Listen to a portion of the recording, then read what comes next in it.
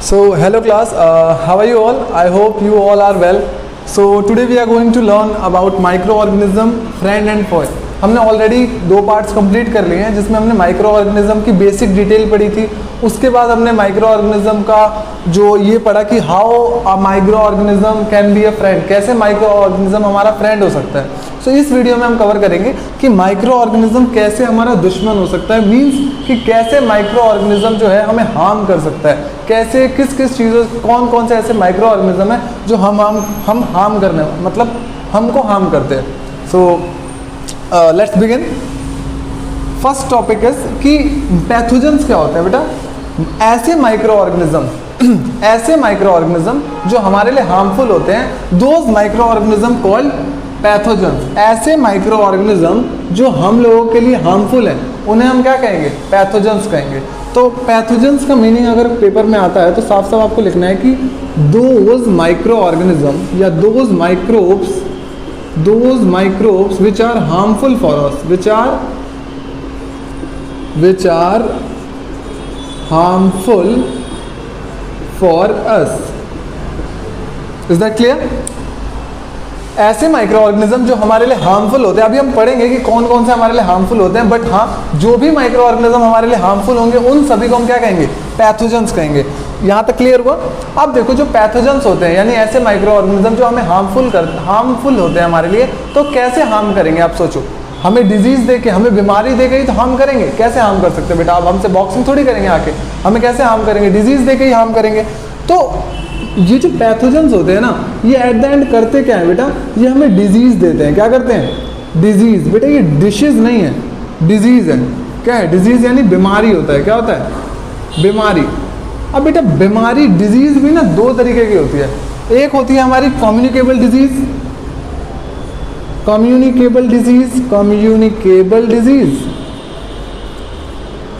और एक हमारी होती है non communicable disease. I think आप लोगों ने ऑलरेडी पढ़ रखा होगा, बट हम फिर भी एक बार क्लियर कर लेंगे कि नॉन कम्युनिकेबल एंड कम्युनिकेबल में डिफरेंस क्या है। तो आओ समझते हैं इसे आराम से।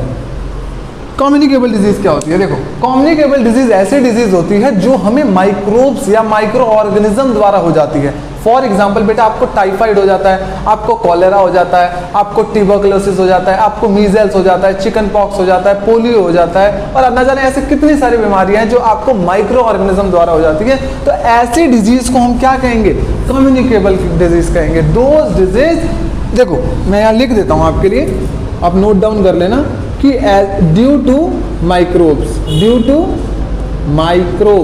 यानी माइक्रोब्स के द्वारा जो भी हमें डिजीज होती है वो कम्युनिकेबल डिजीज होती हैं। यहाँ तक आपको क्या क्लियर हो गया है?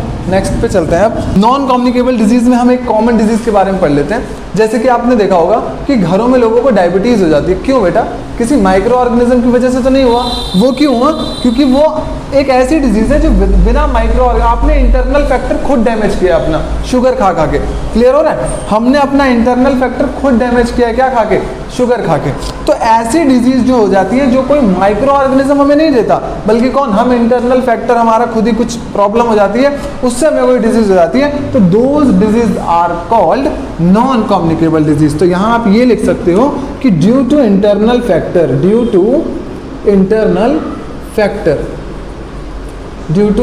फैक्टर, ठीक है। अब हम इनके कुछ एग्जांपल्स भी पढ़ लेते हैं बेटा। कम्युनिकेबल डिजीज के हम अभी यहाँ 2 एग्जांपल पढ़ते हैं। क्लास के एंड होते तक मैं आपको बहुत सारे डिजीज बता दूंगा। अभी आप यहाँ टाइफाइड लिख लो, टाइफाइड, और एक कॉमन कोल्ड, ठीक है। समझ में आया यहाँ तक? अच्छा, नॉन कम्युनिकेबल डिजीज बेटा अभी आपको डायबिटीज बताया मैंने, डायबिटीज, ठीक है। डायबिटीज इसे आम बोलचाल की भाषा में अगर मैं बोलूँ तो शुगर बोलते हैं, कि घर में जैसे मेरी दादी को शुगर हो गया है ऐसे करके बोलते हैं आम बोलचाल की भाषा में। बट हाँ डायबिटीज बोलते हैं बेटा। स्पेलिंग गलत होगी तो थोड़ा देख लेना, मैनेज कर लेना, मैं नीचे लिख दूंगा अगर गलत होगी तो। चलो तो डिजीज समझ में आया। डिजीज बेटा बीमारी होती है, और बीमारी 2 तरीके की होती है, कम्युनिकेबल डिजीज होती है, नॉन कम्युनिकेबल डिजीज होती है। कम्युनिकेबल डिजीज पैथोजन करते हैं हमें, जो कि मतलब ऐसे माइक्रो ऑर्गेनिज्म होते हैं जो हमारे लिए हार्मफुल होते हैं। तो एक चीज़ हम पढ़ते हैं बेटा, जो माइक्रो ऑर्गेनिज्म हमारे इन्वायरमेंट में होते हैं ना, वो माइक्रो ऑर्गेनिज्म डायरेक्ट हमारे पास कैसे आते हैं? वो डायरेक्ट उड़ उड़ के हमारे पास तो आ नहीं सकते, कि भाई मेरे को तेरे अंदर आना है, मेरे को तेरे को मतलब इन्फेक्टेड करना है, ऐसे तो करेंगे नहीं, है ना। तो ये अब जैसे आप ही समझो, आपको यहाँ से अपने घर जाना है, मान के चलो गांव जाना है, तो आप किसी ट्रांसपोर्ट का यूज़ करोगे, ट्रेन का यूज़ करोगे, बस का यूज़ करोगे। सेम अगर माइक्रो ऑर्गेनिज्म को भी हमारे बॉडी के अंदर आना होता है ना, तो ये एक ट्रांसपोर्ट का यूज़ करती है। That transport name is vector. क्या बोलते हैं इसे? Sorry, vector. क्या कहते हैं? वेक्टर। अब बेटा ये वेक्टर मैंने क्या लिखा है मैं आपको थोड़ा अच्छे से एक्सप्लेन करता हूँ। वेक्टर क्या होते हैं? वेक्टर ऐसे ऑर्गेनिज्म होते हैं ना जो माइक्रो ऑर्गेनिज्म को पकड़ के लाते हैं और आपके शरीर में छोड़ देते हैं। अब ऐसे कौन सा ऑर्गेनिज्म है जो हमारे शरीर में छोड़ने आते हैं? बेटा हैं, for example cockroach, mosquito, flies, ये सारे क्या हैं? ये ऐसे ऑर्गेनिज्म हैं जो अच्छे खासे मतलब बाहर आराम से माइक्रो ऑर्गेनिज्म आराम कर रहे थे, उन्हें वहाँ से पकड़ के लाते हैं और हमारे बॉडी के अंदर हमारे बॉडी के अंदर एंटर करवा देते हैं, जिसकी वजह से हमें डिजीज हो जाती है। मैं आपको इसका एक बहुत ही अच्छा एग्जाम्पल बताता हूँ। पहले वेक्टर की डेफिनेशन हम क्या लिखेंगे कि विच हेल्प्स टू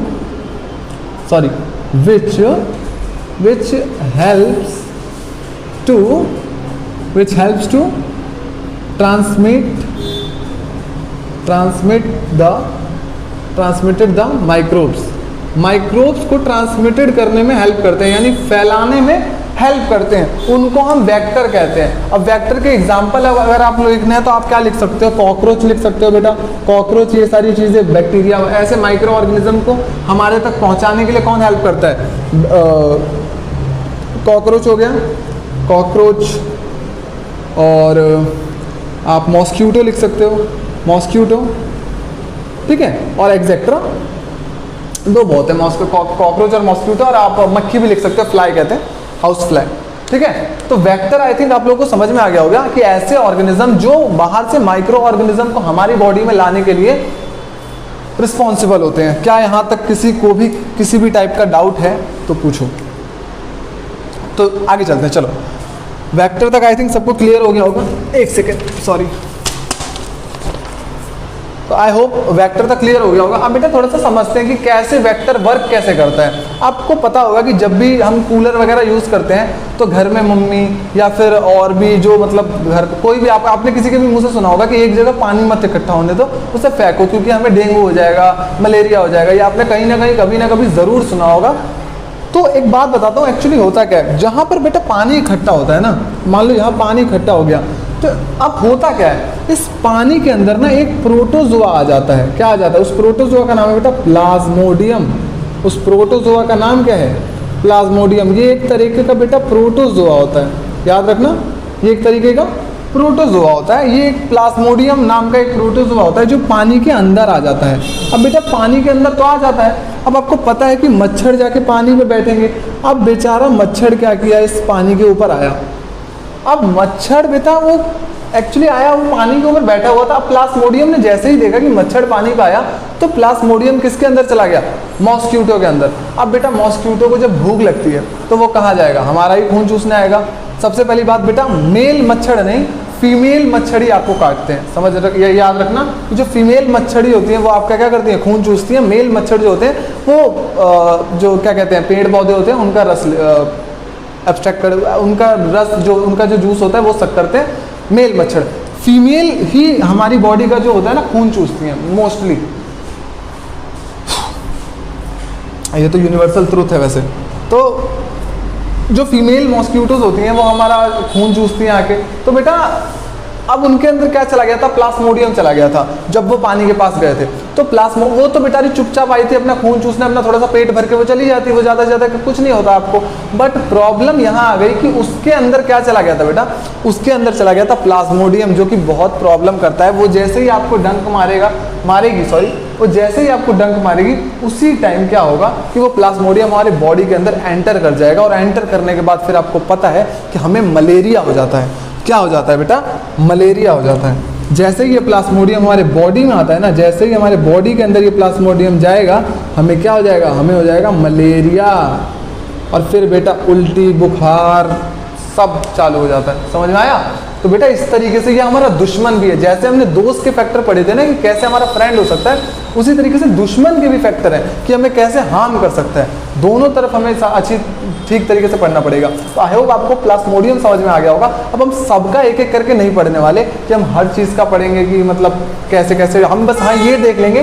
जैसे कि बेटा आपको अब मैं इसे रब कर देता हूँ 1 मिनट। तो क्लास अब हम ये पढ़ेंगे कि कौन से माइक्रो ऑर्गेनिज्म कौन सी हमें बीमारी करते हैं, इन चीज़ों के बारे में जानेंगे। हमारी बुक के अंदर ये ऑलरेडी मेंशन कर रहा है, मैं फोटो पिक्चर भी लगा दूंगा, पहले मैं समझा देता हूँ आप लोगों को। जैसे कि बेटा ट्यूबरकुलोसिस जिसे हम टीबी कहते हैं, ट्यूबरकुलोसिस, कॉलेरा और टाइफाइड। ट्यूबरकुलोसिस, कॉलेरा और टाइफाइड जो 3 बीमारियां होती हैं, ये 3 बीमारियां हमें कौन देता है बेटा? बैक्टीरिया देता है, याद रखना, ठीक है। किससे होती है? बैक्टीरिया से होती है। नेक्स्ट अगर हम बात करें बेटा हेपेटाइटिस, हेपेटाइटिस की स्पेलिंग करेक्ट है, हेपेटाइटिस होता है बेटा, 1 सेकेंड सॉरी, हेपेटाइटिस और चिकन पॉक्स एंड पोलियो और मीजल्स, पोलियो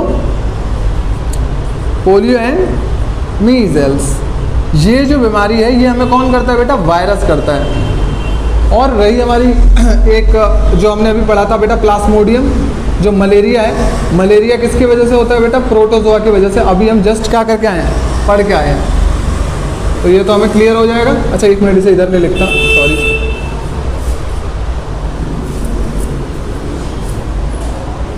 और जो मलेरिया होता है वो अभी हम पढ़ के आए हैं जस्ट, किससे होता है? प्रोटोजोआ से होता है। कौन सा प्रोटोजोआ है? नाम पूछेगा तो प्लाज्मोडियम लिख देना, ठीक है, पढ़ लिया था हमने। अब बेटा सिर्फ हम ही हार्म नहीं करता ना माइक्रो ऑर्गेनिज्म, प्लांट को, मतलब सिर्फ ह्यूमन बीइंग को ही नहीं करता, प्लांट को भी करता है। तो प्लांट की भी 3 बीमारियां हैं आपकी बुक के अकॉर्डिंग, तो वो 3 हम याद कर लेते हैं। एक का नाम है सिट्रस कैंकर बोलते हैं उसे, सिट्रस, हाँ जी सिट्रस कैंक्स बोलते हैं, लिख लो। ये प्लांट के अंदर होती है, प्लांट, ये प्लांट। एक है सिट्रस और एक है हमारा रस्ट ऑफ व्हीट,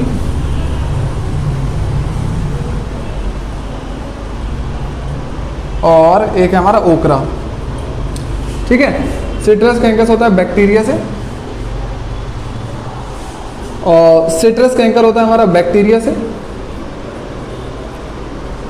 ये हमारा फंजाई से, रस्ट ऑफ व्हीट, और लास्ट वन है हमारा ओकरा, ये हमारा होता है वायरस से।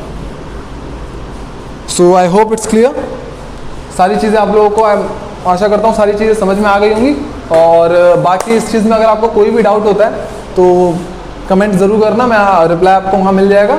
और आगे इसके बाद हम पढ़ने वाले हैं, एक लास्ट टॉपिक बचा हुआ है नाइट्रोजन साइकिल का, तो उस नाइट्रोजन साइकिल को हम लास्ट पार्ट में कवर करते हैं। तो मिलते हैं नेक्स्ट पार्ट में, बाय बाय, जय हिंद।